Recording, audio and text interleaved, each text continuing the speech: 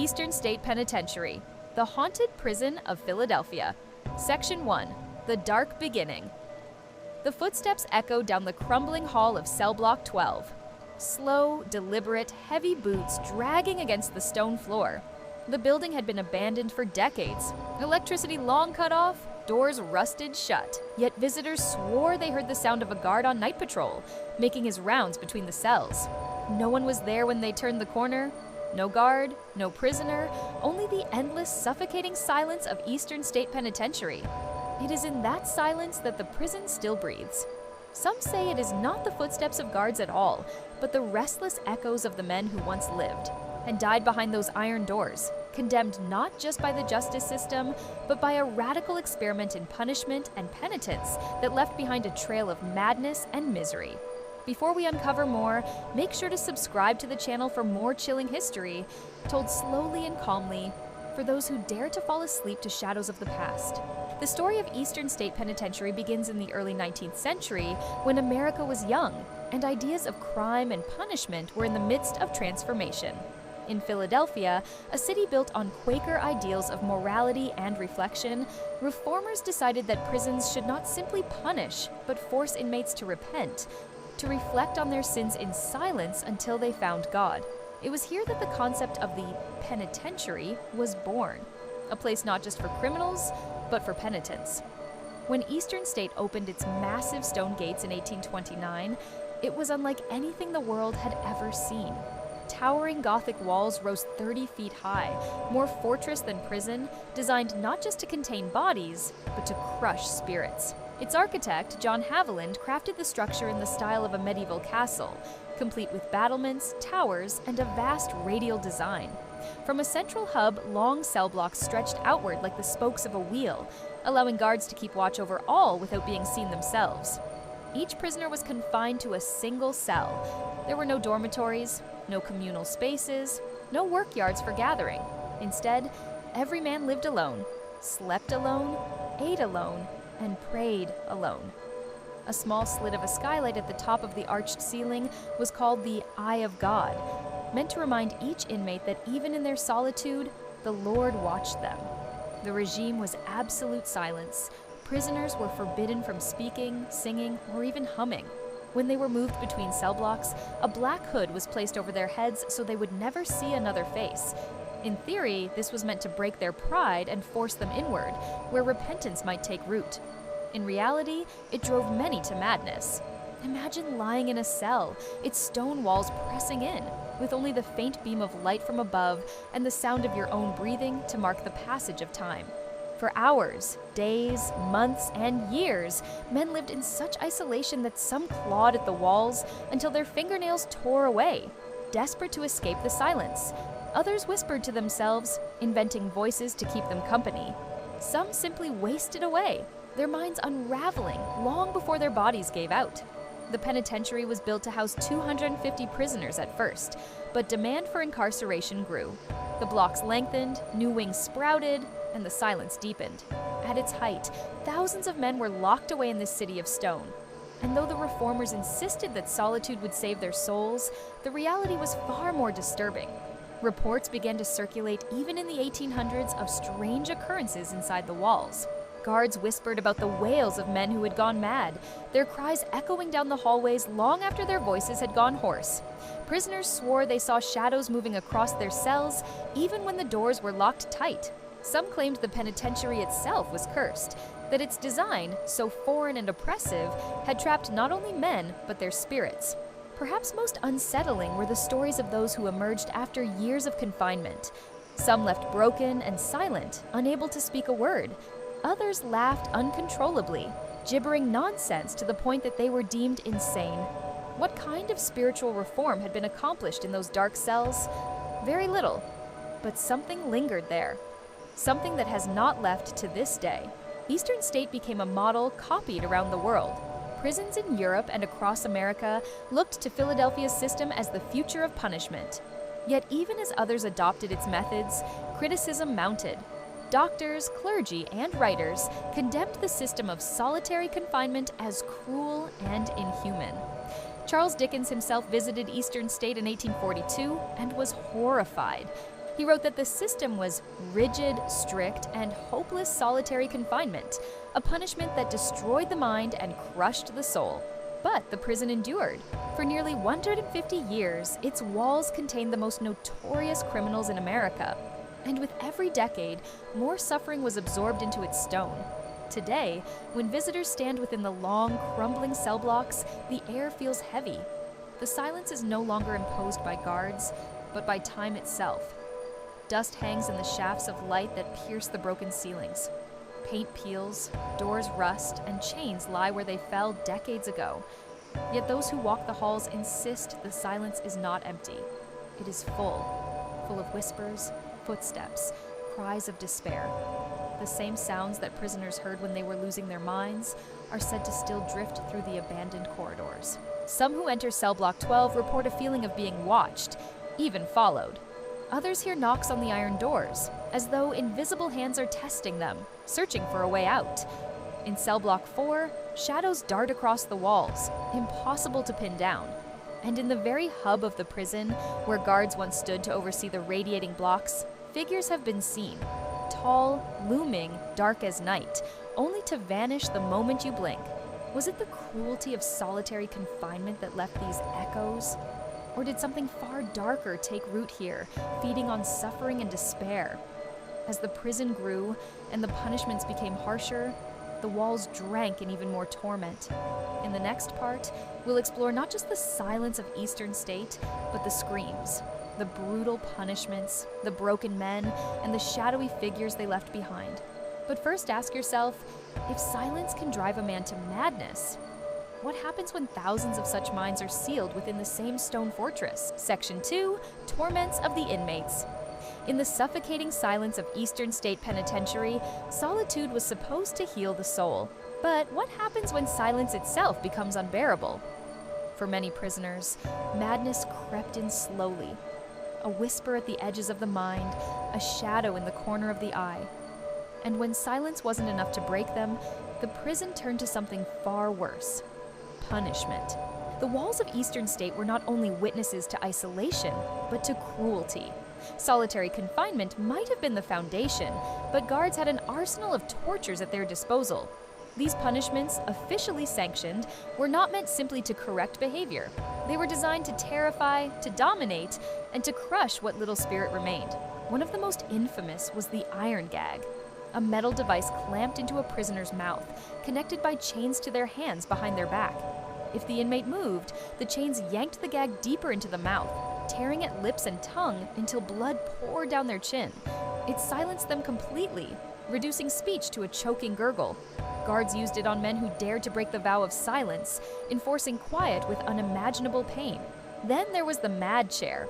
Prisoners accused of disobedience could be strapped to a chair so tightly that circulation was cut off to their limbs. Hours passed, sometimes days, until flesh turned blue and, in some cases, gangrene set in. Many who endured the mad chair left it crippled for life. Winter brought its own horrors. In the water bath, guards stripped prisoners naked, doused them in freezing water, and chained them outside in the bitter cold. Their wet skin froze in the winter air, sometimes to the point of death. Even survivors often bore the scars of frostbite, the memory etched into their flesh as permanently as their minds.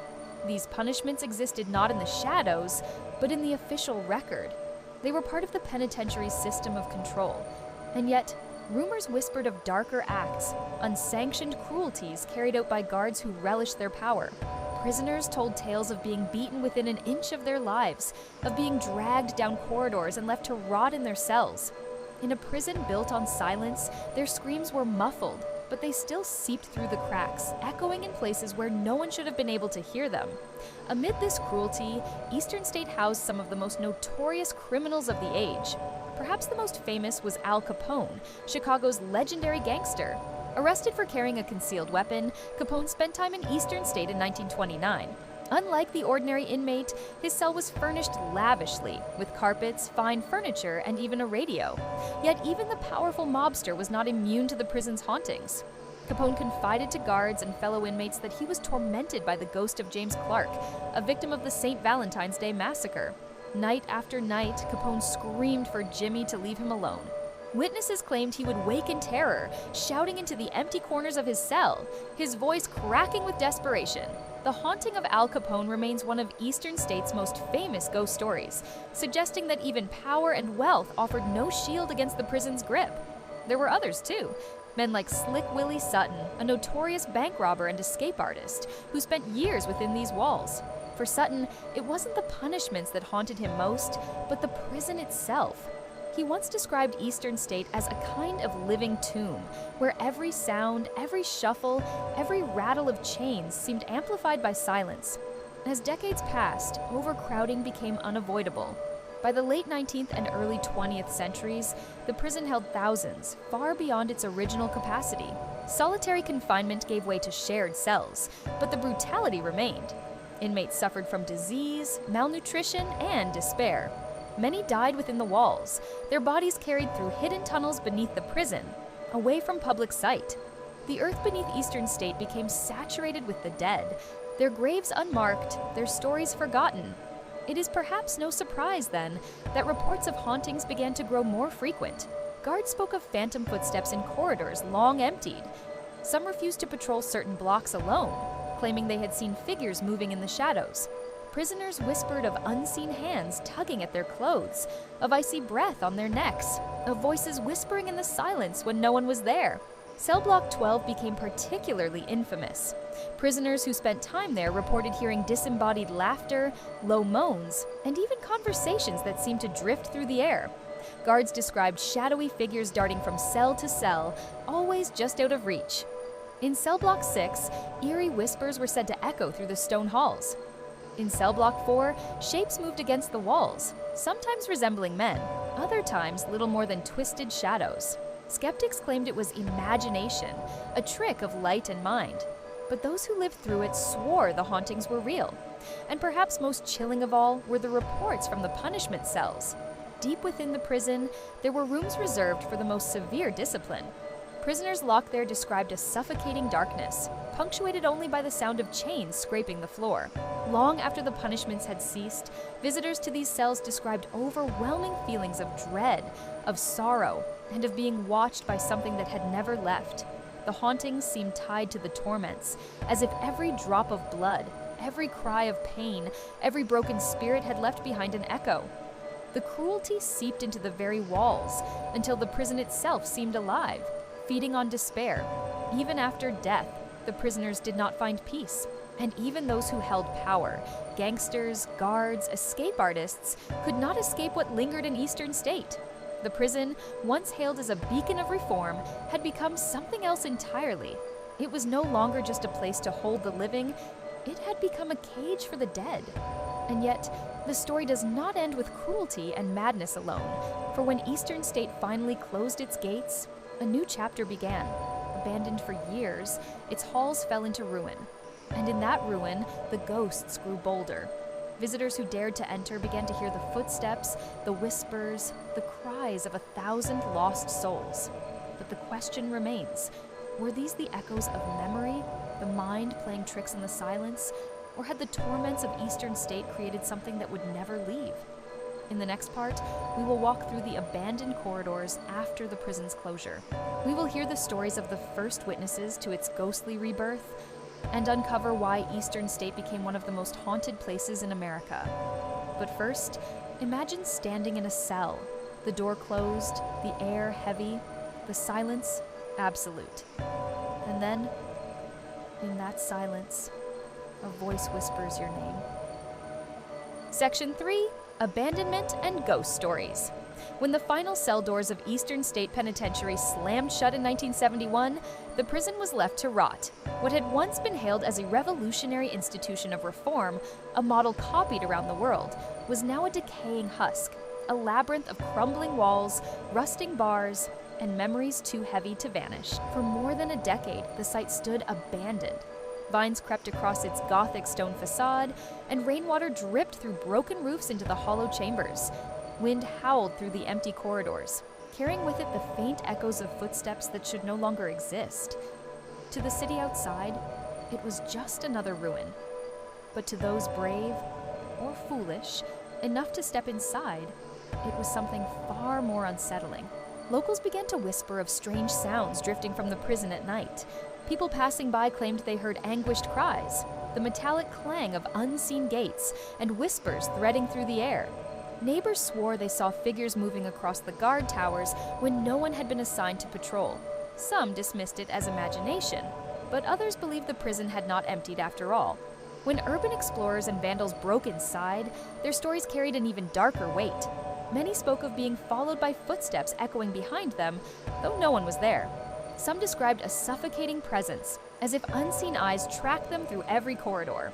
One visitor claimed he saw a dark figure darting into a cell, but when he followed, the room was empty, the dust undisturbed. As word spread, Eastern State's reputation as one of America's most haunted places began to take root.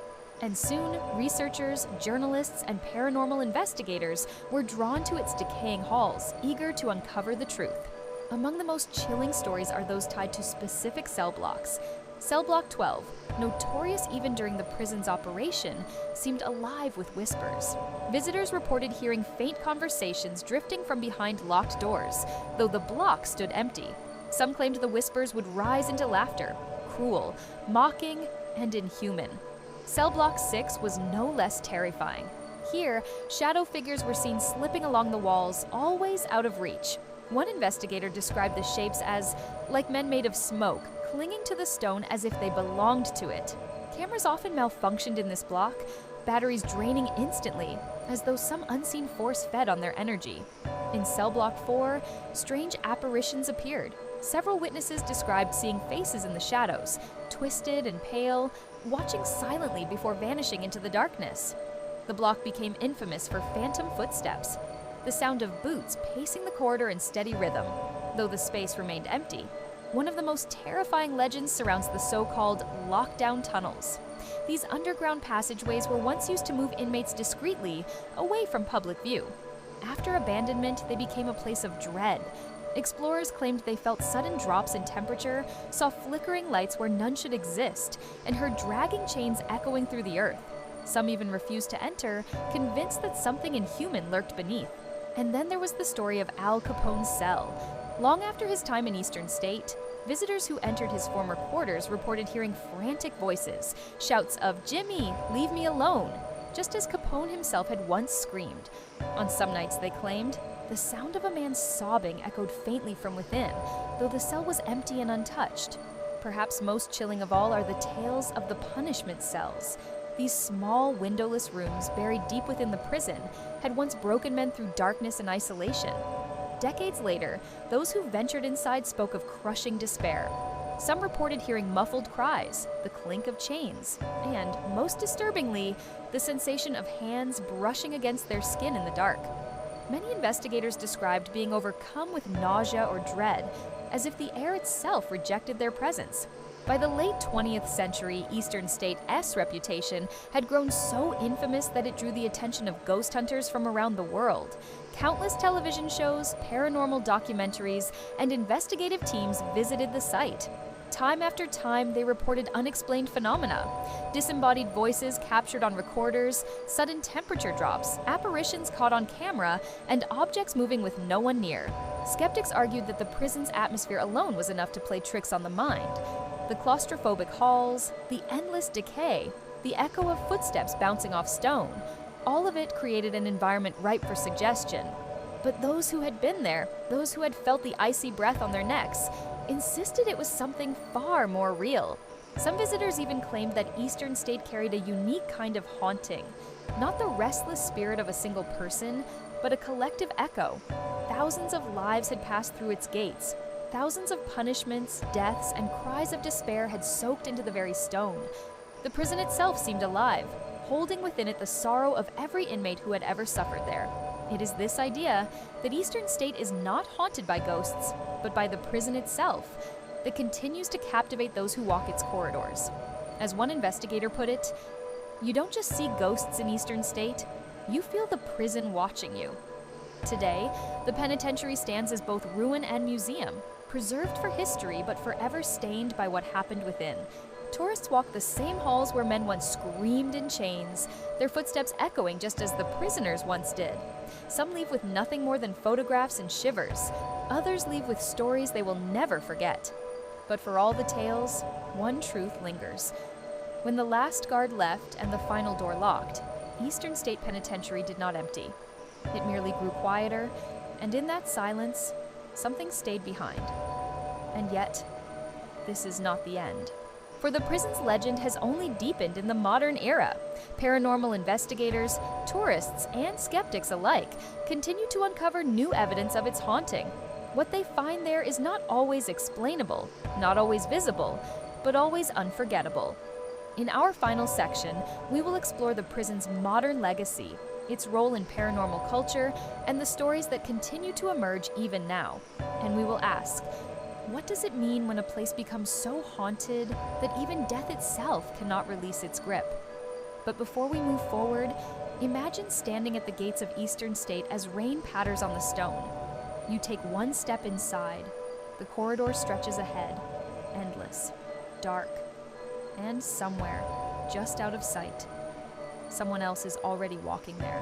Section 4, Modern Legacy and Paranormal Investigations. Today, Eastern State Penitentiary stands in Philadelphia as more than a crumbling ruin.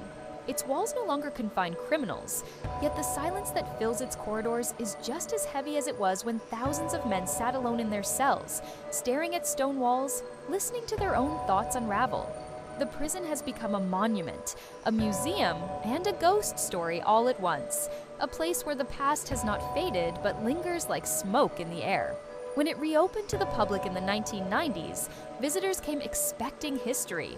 They wanted to hear about prison reform, about how America once dreamed that solitary reflection would cleanse the soul. But soon it became clear that people were drawn there for something deeper. They came to feel the weight of the silence, to step into the shadows of the past, and to listen for the whispers that had never stopped. Night tours became infamous. Groups would move carefully down the cracked, half-collapsed corridors with flashlights, the beams cutting through the dust. Guides would speak in low voices about the horrors of the iron gag, the screams of men strapped to chairs, and the deaths that had stained the stones. Tourists reported cold air rushing over their skin in rooms without windows. Some claimed to hear keys jingling on unseen belts. Others froze when they saw a figure waiting at the end of a corridor, only for it to dissolve as they approached. Over the years, paranormal investigators from across the world descended upon the prison. They carried cameras, audio recorders, and infrared devices, convinced that the walls still carried voices. They left with evidence difficult to ignore. Static-filled recordings revealed words where no one had spoken. "Help me! Get out!" Guttural moans that had no clear source. Investigators saw shadows dart between cells, too fast to be tricks of light. Doors slammed with enough force to rattle the iron, though no breeze moved through the building. Even skeptics admitted the atmosphere was unlike anywhere else, as though the air itself was heavy with grief. One researcher later wrote that Eastern State was the closest I've ever come to being swallowed by history. The prison's legend has spilled into popular culture. It has appeared in horror films, novels, and video games, always depicted as a place where despair has a physical form. Its exterior, built like a fortress with Gothic towers and thick stone walls, looks less like a building and more like something grown from the earth. A castle that belongs in a nightmare rather than a city street. But it is not the architecture that gives it its power. It is the silence, the endless corridors lined with decayed doors, the sense that thousands of eyes are still watching from cells that have long been empty. Even now, visitors describe being overcome with a sudden heaviness, as if the despair of the inmates still presses down upon anyone who dares to walk the halls. Psychics who have toured the prison speak of hundreds of restless spirits. Tour guides tell of footsteps that follow them from one cell block to the next. One volunteer claimed she felt fingers brush her hair when she was alone. Others have seen shapes leaning against doorways, or heard the coughs of men who died of disease a century ago. And in some moments, the prison seems to hum with energy, as though the suffering has soaked so deeply into its stones that it has become part of the very structure, impossible to erase. Skeptics argue that it is all suggestion, that the mind creates phantoms when placed in such grim surroundings. Yet even those who arrive doubtful often leave unsettled. They say the darkness in Eastern State is not emptiness, but presence, a reminder that isolation and punishment do not fade easily from memory. Perhaps the silence has become its own haunting, echoing endlessly down the corridors. Today, Eastern State Penitentiary remains one of the most visited haunted locations in the United States. It is both museum and mausoleum, a place of learning and a place of fear. People arrive curious and leave changed, unable to shake the feeling that they have walked through more than history. They have walked among the restless dead. And as the last doors close at night and the prison is once again swallowed by silence, the question lingers in the air. Are those whispers and footsteps just echoes of the past? Or is Eastern State still a prison, its spirits trapped forever within its stone walls?